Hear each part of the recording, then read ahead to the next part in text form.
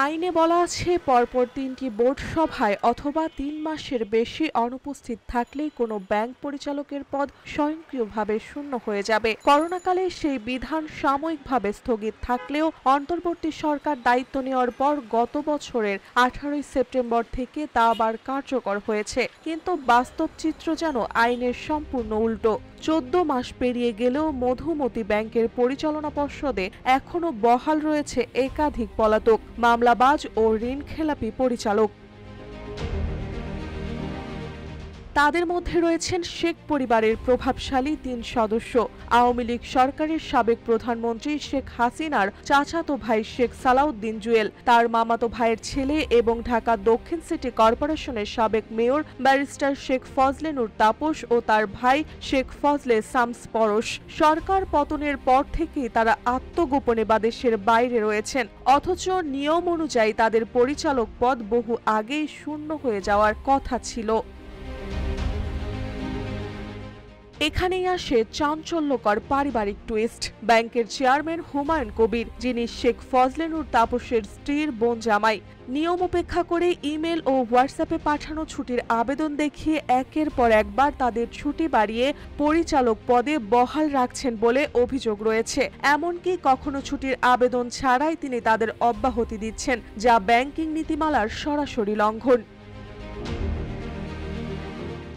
আরও বিস্ফোরক তথ্য হলো, এই চেয়ারম্যান হুমায়ুন কবিরের বিরুদ্ধে রয়েছে শত কোটি টাকার ঋণ খেলাপির অভিযোগ। বাংলাদেশ ব্যাংকের সিআইবি তথ্য অনুযায়ী তার স্বার্থ সংশ্লিষ্ট প্রতিষ্ঠান নর্দার্ন হ্যাচারি নামে এনআরবিসি ব্যাংকে ১১৩ কোটি টাকার ঋণ রয়েছে, যার প্রায় ৬০ কোটি টাকায় খেলাপি। উত্তরা ফাইন্যান্সেও রয়েছে প্রায় ২ কোটি ২৩ লাখ টাকা খেলাপি ঋণ। অথচ ব্যাংক কোম্পানির আইনে ঋণ খেলাপি ব্যক্তি চেয়ারম্যান তো দূরের কথা, পরিচালক থাকতে পারবেন না। অন্যদিকে শেখ ফজলে নূর তাপসের বিরুদ্ধেও দুদকের মামলা রয়েছে।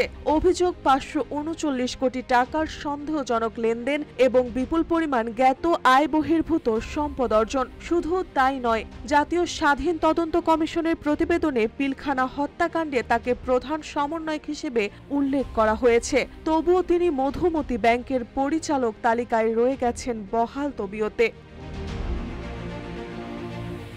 পরিচালনা পর্ষদের বাইরেও স্পন্সর ও শেয়ার হোল্ডার তালিকায় রয়েছেন একাধিক আওয়ামী লীগের ঘনিষ্ঠ ব্যক্তি, যাদের বিরুদ্ধে দুর্নীতি, অর্থ পাচার ও অনিয়মের মামলা রয়েছে। এতে স্পষ্ট হচ্ছে মধুমতি ব্যাংক যেন পরিণত হয়েছে একটি পারিবারিক রাজনৈতিক ক্লাবে, যেখানে নিয়ম নয় বরং সম্পর্কই শেষ কথা।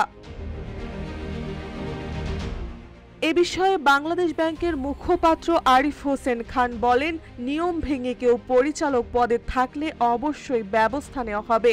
ঋণ খেলাপি কেউ ব্যাংকের পরিচালক হতে পারবেন না। তবে প্রশ্ন থেকেই যায়, এত গুরুতর অভিযোগ ও তথ্য সামনে থাকার পরেও কেন এখনো দৃশ্যমান কোনো ব্যবস্থা নেওয়া হয়নি? বিশ্লেষকদের মতে এটি কেবল একটি ব্যাংকের দুর্নীতির চিত্র নয়, এটি দেশের ব্যাংকিং খাতের সুশাসনের জন্য একটি ভয়ঙ্কর অশনি সংকেত, যেখানে আইন থাকলেও ক্ষমতার আত্মীয়তার জালে আটকে যাচ্ছে তার বাস্তবায়ন। মার্জিয়া মৌ, রূপালী বাংলাদেশ।